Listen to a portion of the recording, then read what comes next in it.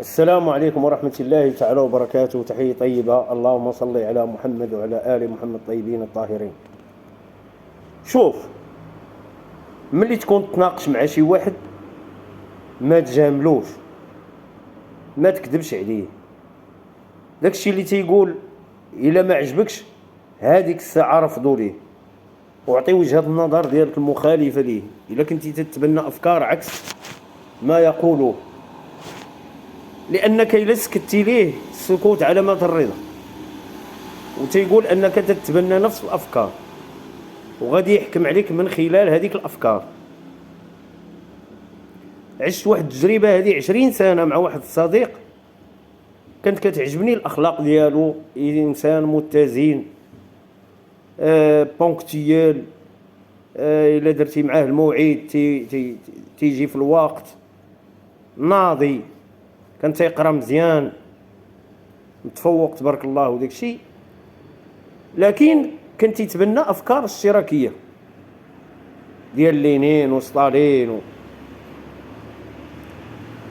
والمشكل كان تيعاود ليا على دي الاشتراكيه، وانا هذيك الافكار كنت عارفها وقاريها وعارفها، ولكن كنت نمشي معاه في الخط. ما تنصرحش ليه بان هذيك الافكار راها صحيحه على الوراق. الفكره الاشتراكيه على الوراق صحيحه، ولكن نظريا في التطبيق من اصعب ما يكون. ايوا كنت بحال تنجاملو. دابا ما تنقولش ليه ديك الفكره بان هذيك الافكار راه صحيحه، ولكن راه ما يمكنش تطبق على الواقع، حيت الانسان اناني بطبعه وتيجر راسو وتيبغي يدير شي حاجه لراسو. الا تشاركتي معاه في شي حاجه يمشي ينعس. كان خدام وحده يكون حاذق ويحاول يحافظ عليها. هذا الصديق هذا داك السكوت ديالي والموافقه على الافكار ديالو كان تيسحبني انا تنتبنى نفس الافكار. وهو يجي رمضان، جا رمضان وكاين بعض الاشتراكيين تيفطروا رمضان، وبنى هو على موافقتي الافكار ديالو على انني انا كذلك تنفطر رمضان.